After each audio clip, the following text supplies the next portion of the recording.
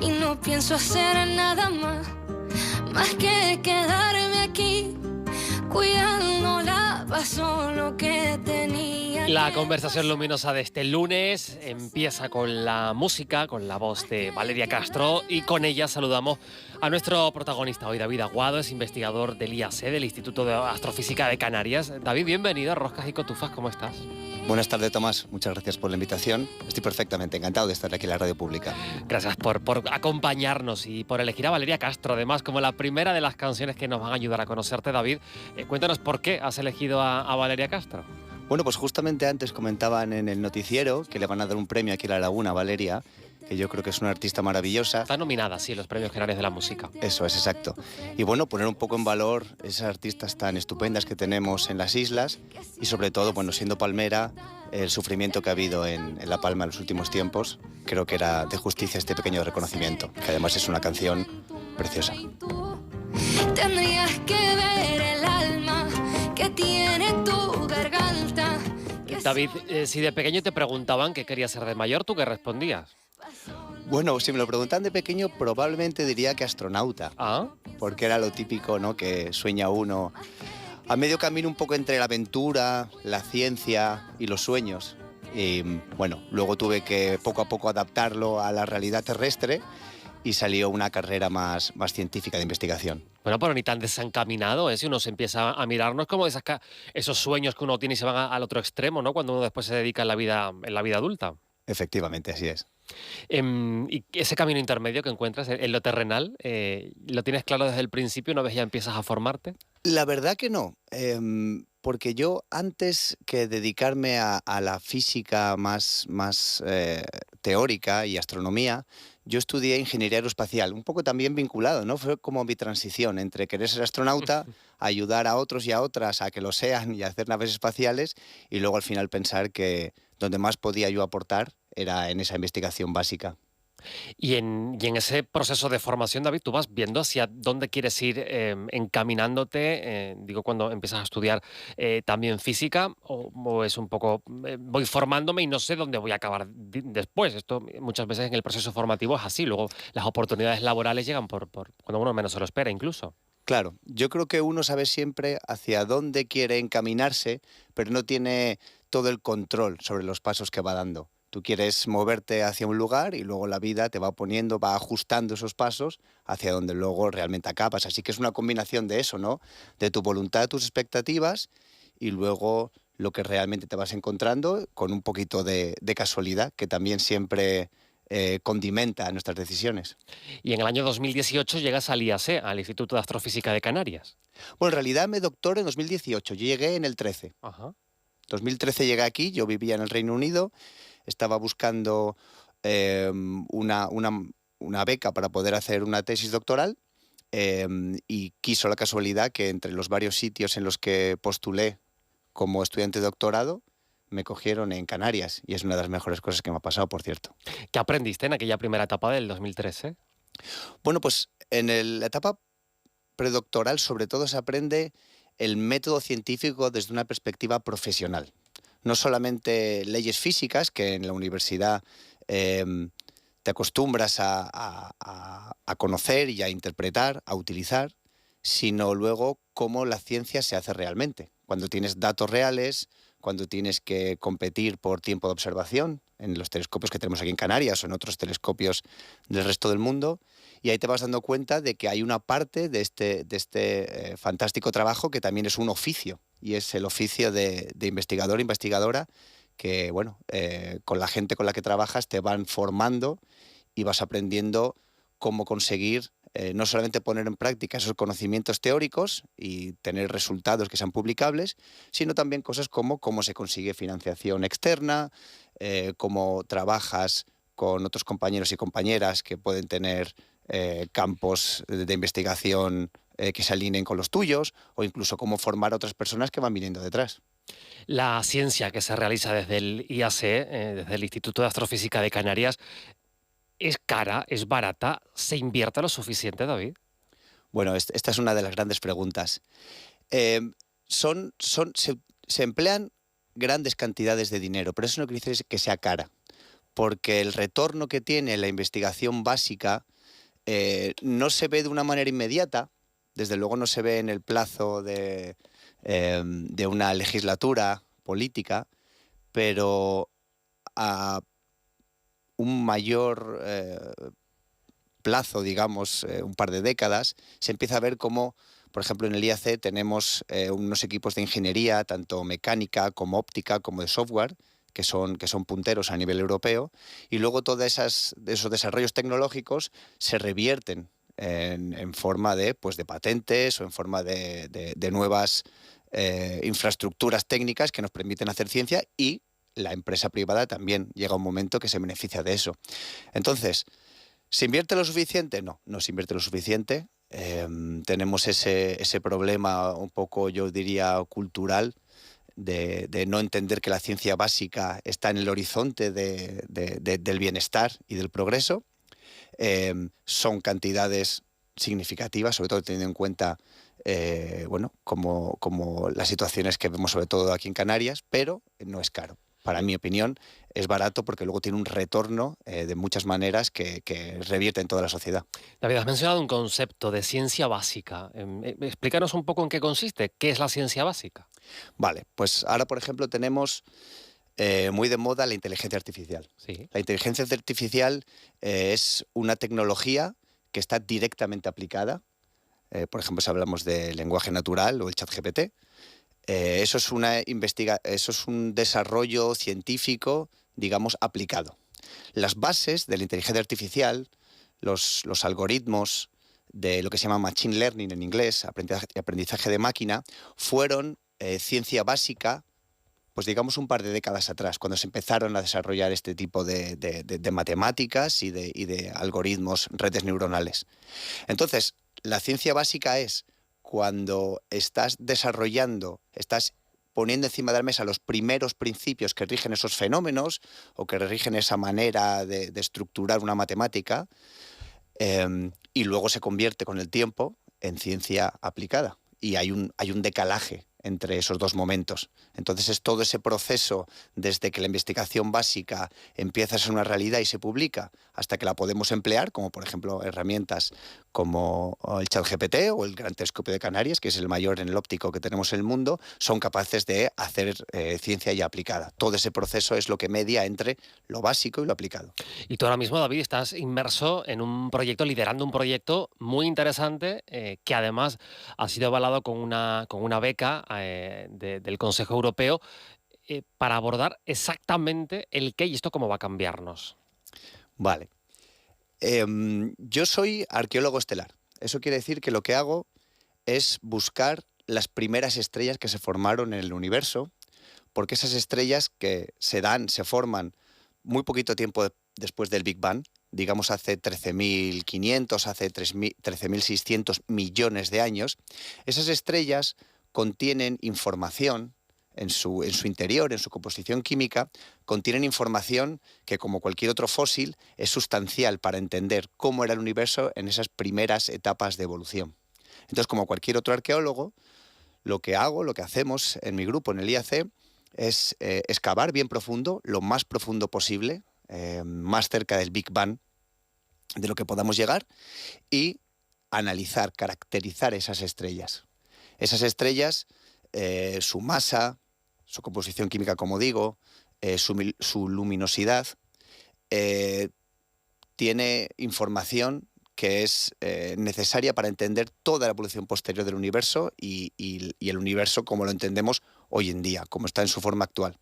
Entonces esto tiene unos desafíos teóricos, pero también tecnológicos muy importantes, y es por ello que pedimos esta beca, esta financiación al Consejo Europeo de la Investigación, para que nos permita formar un equipo de personas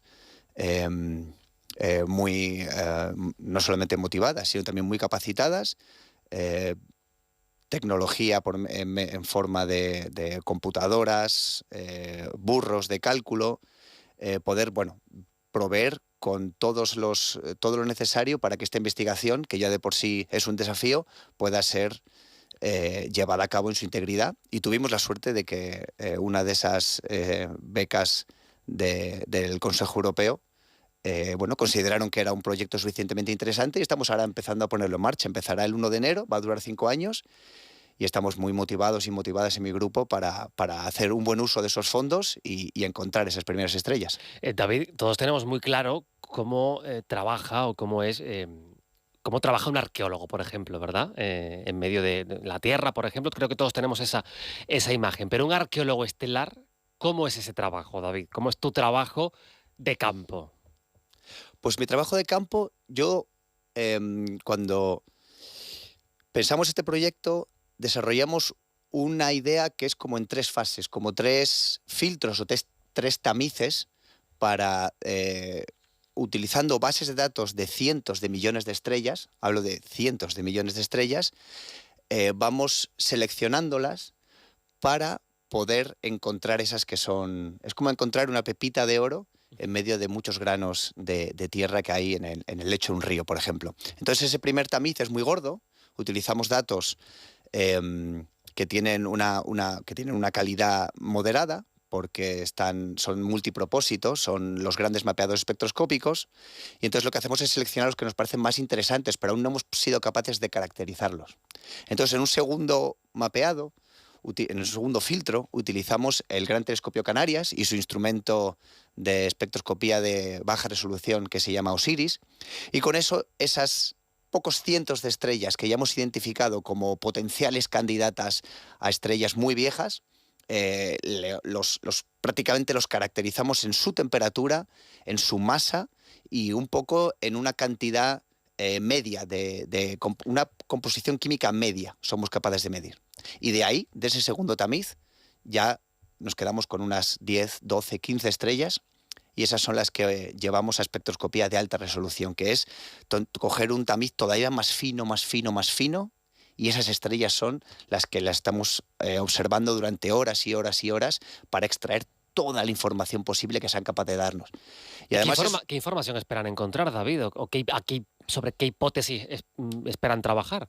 Bueno, pues la idea principal que subyace detrás de este proyecto es que no entendemos cuál fue la distribución de masas de las primeras estrellas. No sabemos, pensamos que eran muy masivas, que eran estrellas grandes y por lo tanto luminosas, y más o menos tenemos una idea teórica de que debieron ser muy luminosas, pero no sabemos si había estrellas menos luminosas, estrellas de baja masa. Es algo que la teoría todavía no ha resuelto. Entonces, esa forma de cómo era la distribución de masa de esas estrellas es una característica que marca todo lo que ocurre después. Lo que ocurre después son la formación de las primeras galaxias, lo que ocurre es el inicio de la evolución química, cómo pasamos de un universo que tiene solamente hidrógeno y helio, que son los elementos más ligeros de la tabla periódica, hidrógeno y helio, número 1 y número 2, el número atómico, son las estrellas las que actuando como hornos nucleares van fusionando ese hidrógeno y ese helio para hacer elementos más pesados como carbono, nitrógeno, oxígeno, y luego cuando explotan en forma de supernova ceden todo ese material al medio interestelar y es la siguiente generación de estrellas la que captura ese, vamos a decir, ese código genético que tienen las primeras estrellas y van generándose pues todos los elementos de la tabla periódica. Entonces estas primeras estrellas son portadoras de toda la información de los comienzos de la evolución química, son las que ponen el punto para la formación de las primeras galaxias y terminan con lo que llamamos la edad oscura, la era oscura, porque el universo, antes de haber estrellas, no había nada que pudiera brillar. Y como no había nada que pudiera brillar, no era luminoso. Entonces, estas primeras estrellas arrojan luz, empiezan a brillar y ya tenemos un universo que ha abandonado la era oscura. Así que son probablemente el fenómeno más determinante, lo que marca cómo es el universo hoy en día, es la formación de estas primeras estrellas.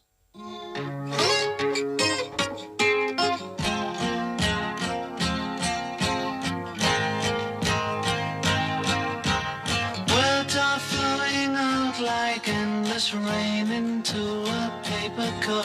They slither wildly as they slip away across the universe. Pools of sorrow, waves of joy are drifting through my opened mind, possessed kissing and caressing me.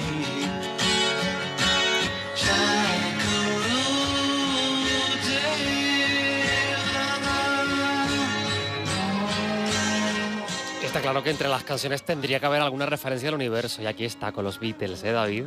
Exacto, sí, bueno, tengo debilidad por el Cuarteto de Liverpool, a pesar de que no soy muy joven para haber vivido esa época, pero bueno, es algo claramente transgeneracional, y esta canción que marca un poco esa etapa más trascendental de los Beatles cuando se fueron a la India a aprender de esas tradiciones orientales, bueno, pues yo creo que refleja también muy bien esa perspectiva un poco filosófica que tiene la investigación en el universo. En el trabajo de campo y el trabajo de investigación, en este proceso menos visible pero imprescindible, ya nos has contado, de practicar y ejercer la ciencia básica, David, ¿hay margen para, por ejemplo, escuchar música mientras uno investiga? ¿O son momentos de mucho silencio y mucha concentración? Pues depende de lo que se haga, en realidad sí. Hay procesos que requieren más concentración y entonces tratas de aislarte de todo lo que te puede distraer y te centras en trabajar. Hay otras cosas que son a lo mejor un poco más mecánicas y lo puede hacer más liviano tener música. Yo escucho mucha música, sobre todo pues quizá un poco de música clásica, porque al no tener letra es una melodía que me acompaña, se deposita dentro y no estoy pensando en lo que dicen, sino simplemente me dejo llevar por la música. Y hay momentos en los que sí puedes escuchar música.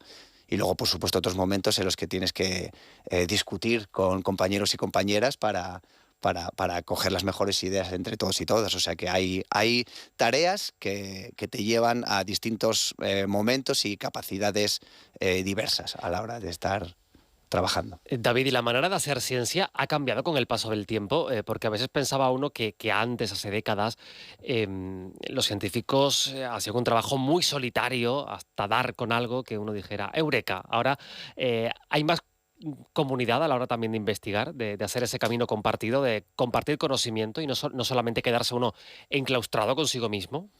Definitivamente, Tomás, así es. Ahora la ciencia, sobre todo la astronomía, creo que es un paradigma muy claro de esto que dices.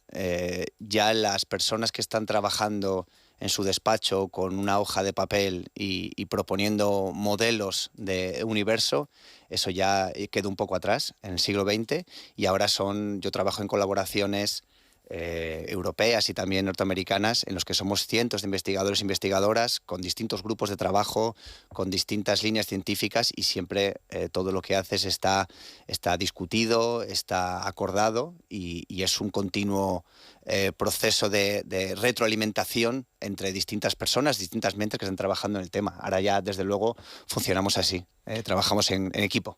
¿Hay más incógnitas sobre la mesa en las que se están investigando en el IAC, David? Bueno, muchísimas, ¿sí? Muchísimas.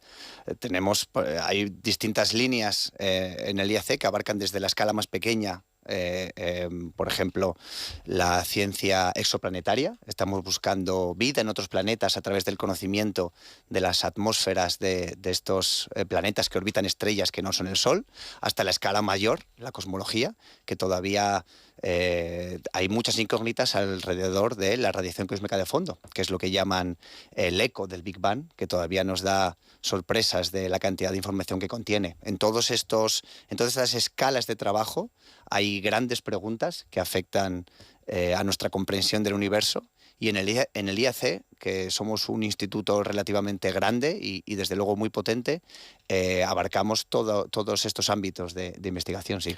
Preguntas que siguen sin responderse y que siguen suponiendo absolutamente un debate y una interpelación trascendental, incluso en la filosofía o en la religión, David. Esto sigue en marcha absolutamente, ¿verdad? Con esas grandes preguntas, ¿no?, que han movido a la humanidad. Pero por supuesto.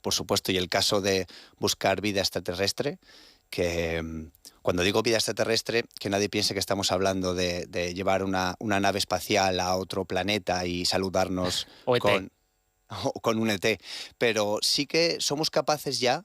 Esta generación de astrónomos y astrónomas, yo creo que es la primera que va a ser capaz de detectar lo que se llaman biomarcadores en atmósferas de exoplanetas. Eso quiere decir que si en un exoplaneta, en un planeta que orbita otra estrella, hay plantas o hay bacterias que están intercambiando gas con el medio ambiente, ya tenemos los instrumentos, los conocimientos y las personas trabajando en ser capaces de detectar ese tipo de actividad. Yo pienso que en la próxima década, en las próximas 2-3 décadas, gracias al telescopio que están haciendo en Chile, un telescopio de 39 metros que se llama el telescopio extremadamente largo, esa tecnología va a estar ahí, y si tenemos un poco de suerte es posible que las personas que nos están oyendo lleguen a tener conocimiento de que hay vida fuera de la Tierra, y las consecuencias filosóficas y antropológicas de darnos cuenta de que no estamos solos y solas en el universo, te puedes imaginar, Tomás, que serán históricas, uno de los mayores hallazgos en la historia de la humanidad, sin duda. Se nos cambiarán de golpe todas las preguntas. Totalmente, totalmente.